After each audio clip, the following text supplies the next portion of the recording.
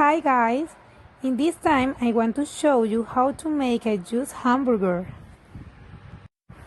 First of all, we're going to fry the meat in the fry pan. We must make sure that the meat is very well cooked on both sides. When the meat is ready, we take it out and place it in the bread and add vegetables to your taste. You can use tomatoes, onions, lettuce. And well, I present you a delicious and juicy hamburger in the middle of the camp.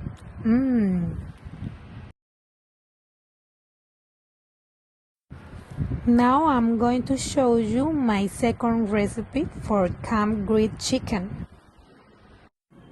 This is another versatile meal that's super easy to prep and make. Simple, choose your meat of choice and marinate it ahead of time.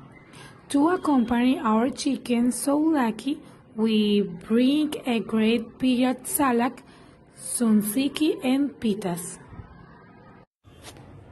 Okay, now you can see how it looks. They can accompany it with aguacate and tomato salads and can also use a little whey or sauces to your liking. It's a simple and delicious camping recipe. I hope you like it. Bye.